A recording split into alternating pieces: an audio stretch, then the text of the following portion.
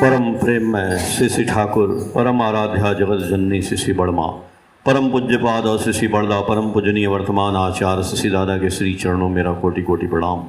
यहाँ उपस्थित अधर्यो दादा और सभी गुरु भक्तों, माताओं, बहनों, बच्चों को मेरा जय गुरु।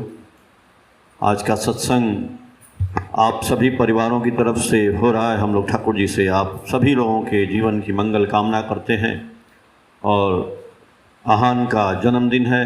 हम उनके जीवन की लंबी कामना के लिए भी मंगल प्रार्थना करते हैं ठाकुर जी से, उनका जन्मदिन मंगलमय हो। अभी श्रीवास्तव भाभी ने गाना जो गाया कि ये जीवन है 2 दिन का।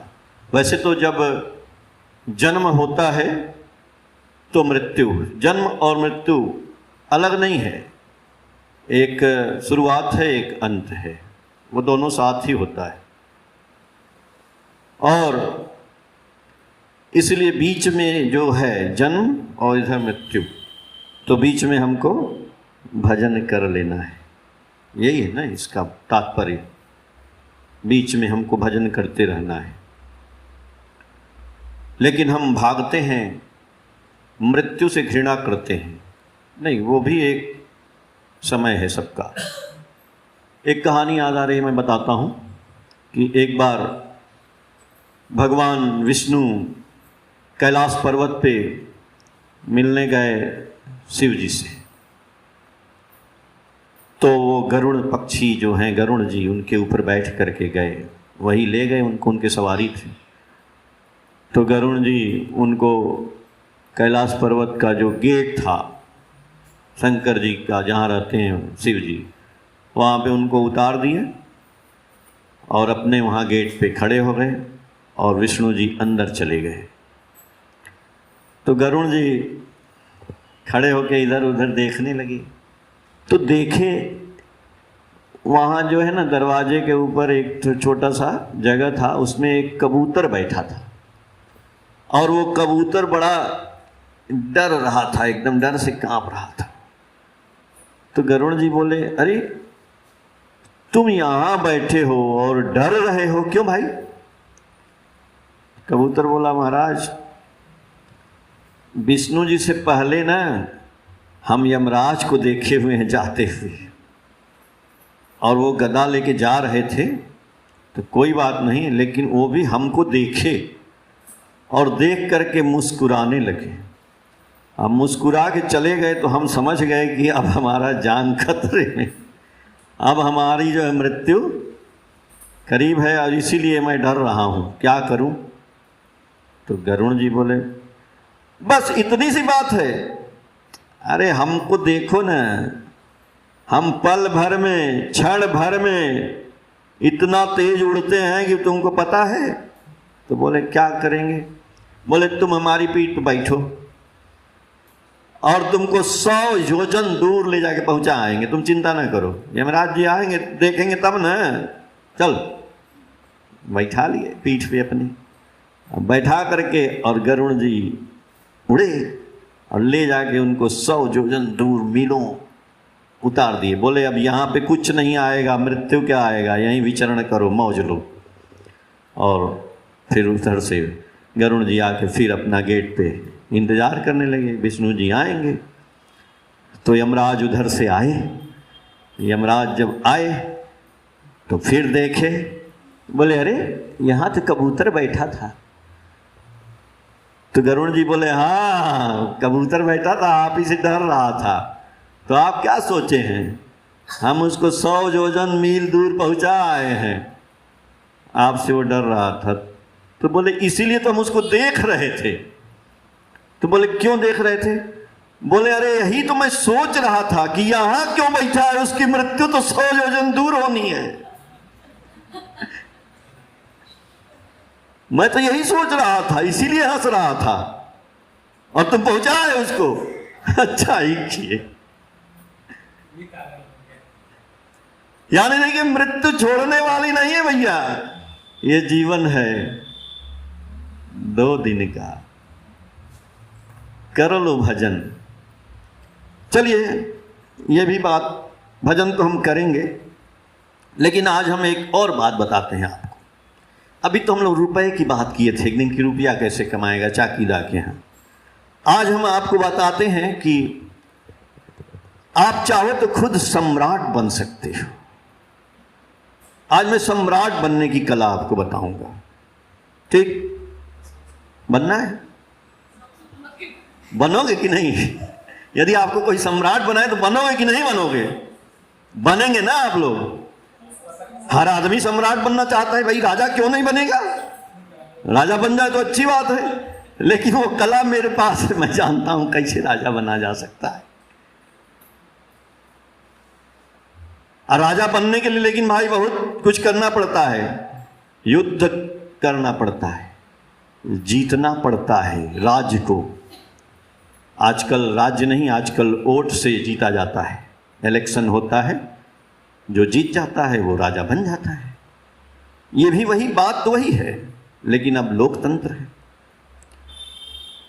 अब आप सोच रहे होंगे कि यार कैसे राजा बन जाएंगे। जी हाँ, ये जो राजा बनने की प्रक्रिया है, ये इसमें बहुत युद्ध है, मार काट ये वो। लेकिन आप यदि राजा बनना चाहते हैं तो आपने पढ़ा था ना अभी सत्यानुसरण गुरु जी का, उसमें क्या पढ़ा था? यदि आप सत्य बनते हो तो आपको देख के हजार हजार लोग सत्य बन जाएंगे, सत्य के राह पे चलेंगे तो। और यदि आप असत्य बनते हैं तो आपके दुख में संवेदना प्रकाश करने वाला भी कोई नहीं मिलेगा। तो सत्य कैसे बनेंगे? राजा बनने के लिए सत्य बनना पड़ेगा। और जीतना किसको है? दुनिया को जीतेंगे तब ना राजा बनेंगे महाराज। अरे वो सारी दुनिया आपके अंदर है, आपको स्वयं को जीतना पड़ेगा। जो स्वयं को जीत गया वो सम्राट हो गया। आप स्वयं को कैसे जीतेंगे, ये सब गुरु जी बता दिए हैं। भगीरथ ने गंगा को पृथ्वी पे लाया था, पता है ना क्यों लाया था? भगीरथ कौन थे पता है? राजा रामचंद्र के जो पूर्वज थे। राजा रामचंद्र से आगे पीछे चले जाइए, और पीछे और पीछे, तो राजा सगर इन्हीं के खानदान के थे, उनसे शुरुआत हुई है। राजा सगर ने जो है यज्ञ कराया था, जिसमें घोड़ा छोड़ा जाता था, और घोड़े को कोई पकड़ लेता था तो उससे युद्ध किया जाता था, यज्ञ होता था। उन्होंने घोड़ा छोड़ा था और उस घोड़े को इंद्र ने पकड़ लिया और पकड़ के कपिल मुनि के आश्रम में ले जाके बांध दिया। तो राजा सगर के जो दोनों पुत्र थे, सब पुत्र बहुत थे उनके, 60,000 सुने होंगे आप लोग पुत्र थे। तो वो सब खोजने लगे, पूरा ब्रह्मांड में खोज गए, वो घोड़ा मिला नहीं। जमीन खोद गए, कितने जीव मर गए, सब बोले भाई कहाँ चला गया घोड़ा। अंत में कपिल मुनि ध्यान लगाए थे, उनके पीछे घोड़ा बंधा था। तो ये लोग जा करके कपिल मुनि को बहुत बुरा भला बोले। तो कपिल मुनि जब अपने ध्यान से उठे तो कपिल मुनि ने श्राप दे दिया और राजा सगर के 60,000 पुत्र मर गए, भस्म हो गए जल के वहीं पे। कहाँ मरे? जहाँ गंगा सागर है। गंगा सागर है ना, जाते हैं ना लोग तीर्थ में नहाने, वहीं पे है। तो उनके खानदान में जब भगीरथ जी जन्म लिए तो भगीरथ जी बोले कि हम अपने पितरों को तारेंगे। तो गंगा जी जमीन पे थी ही नहीं, तो उन्होंने तपस्या किया। जब तपस्या किया तब जो है बोला गया, ब्रह्मा जी ने बोला कि गंगा जी आएंगी बड़ी वेग से, लेकिन आपको शंकर जी को प्रसन्न करना पड़ेगा, क्योंकि वो इतनी वेग से आएंगी कि उनको कोई संभाल नहीं सकता है। तो राजा भगीरथ ये अंगूठे पे खड़े होकर के तपस्या किए। तो शंकर जी प्रसन्न हुए और बोले कि हम जो है गंगा को अपनी जटा में धारण करेंगे। तो गंगा आई। जब गंगा आई जटा में, तब शंकर जी बोले कि अब ये नीचे जाएंगी तो आप बोलिए हम इनको छोड़ें। तो बोले हाँ, हम घोड़े पे चल रहे हैं, जिधर जिधर हम जाएंगे उधर उधर ये आए पीछे पीछे। तो राजा भगीरथ चलते चले गए और गंगा जी उनके पीछे पीछे चलती चली गई और ले गए उनको, समुद्र में गिरा है पूरा, उसी कपिल मुनि के आश्रम से। तो इसीलिए गंगा सागर जाते हैं। और वहाँ जब गई गंगा जी तो वो सारे राख में जल गए थे ना, तो वो सारा तर गया। इसीलिए बोलते हैं कि मरने के बाद गंगा जी में जाने से तर जाता है आदमी। एक गंगा और आई। कौन सी गंगा? ठाकुर जी के समय आई। वो गंगा कौन है? ठाकुर जी जब 22 साल के थे, हम लोग देखिए कोई काम होता है ना, कोई भी काम घर में, कोई समस्या, कोई भी चीज़, तो हम लोग अपने मित्र से, दोस्त से, रिश्तेदार से, आपसे आप लोग आपस में चर्चा करते हैं कि एक सामान भी खरीदना है तो अरे बहन जी बताइए ये खरीदना है, तो आप बोलेंगे अरे उस दुकान पे चलो ना। लड़के की शादी करनी है तो भी, नाम लिखवाना है तो भी, बिटिया के शादी करनी है तो भी, मतलब कि घर खरीदना है, ज़मीन मकान, तो हम लोग आपस में चर्चा तो करते हैं ना। कोई समस्या आ गया तो भी करते हैं, भैया एक्सीडेंट हो गया, ये हो गया, रोग हो गया, शोक हो गया, आपस में चर्चा करते हैं उसका समाधान। तो वही समाधान ठाकुर जी जब 22 साल के थे उस समय उनके आसपास जो लोग रहते थे उनसे जाके समाधान पूछते रहते थे। उसमें उनके एक मिलने वाले थे भट्टाचार्य जी, अतुल चंद्र भट्टाचार्य, जो स्टीमर घाट के स्टेशन मास्टर थे जहाँ स्टीमर चलता था।